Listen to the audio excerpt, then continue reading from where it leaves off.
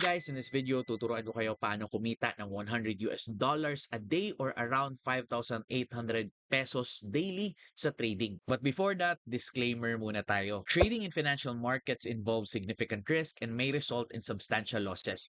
Past performance is not indicative of future results. Always seek advice from an independent financial advisor before making any trading decisions. And with that, let's get into it. Earning $100 a day in trading, it's not that simple, but it is possible. Maybe if you're watching this video, hindi ka makapaniwala. Totoo kaya itong mga sinasabi niya or baka niloloko lang ako. But in order for you to achieve $100 daily sa trading, you need to understand three things: the market movement, your risk management, and of course, your trading strategy. Now, for this example, ipapakita ko yung tatlong asset pairs na tinitrade ko para kumita ng $100.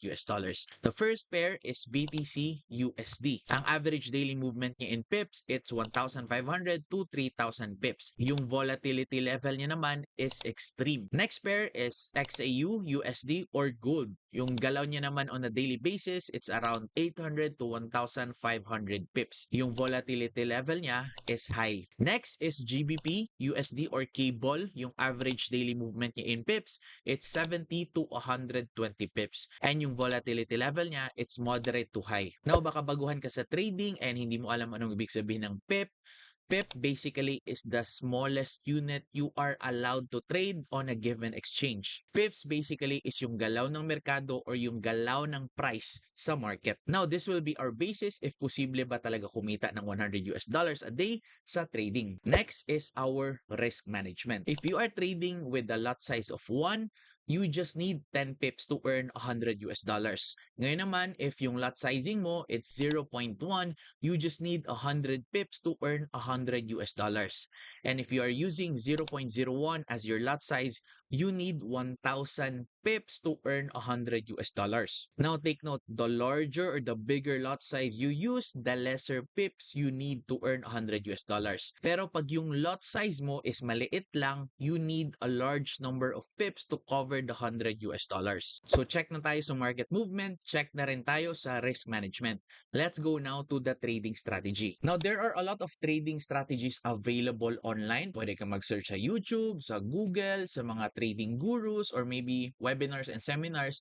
Ang daming strategies na tinuturo. It actually depends kung ano yung bagay na trading style sa'yo tsaka sa personality mo. And based on my experience and opinion, here are 3 trading styles that will make $100 daily easy or more convenient for you. The first trading style is scalping.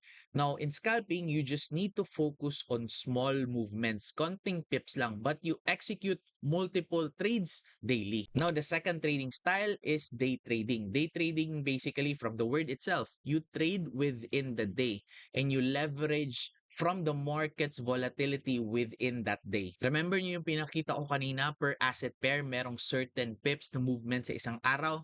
That's what I use, and day trading is actually my personal trading preference. Third trading style that you might consider is news trading. Yung pagte-trade sa news, you basically capitalize on high impact news, and itong high impact news na to, this will cause a significant movement sa market. So for example, yung economic news is good for the currency, you buy that currency before the market moves on a significant level. Vice versa naman, if the economic is bad for the currency, you position a sell before the market moves on a certain level. So with the market movement, it's possible to make $100 a day. With risk management, it's possible to make $100 a day. And of course, with your own trading style, it's possible to make $100 per day. Sana may natutunan ka. Happy trading and God bless.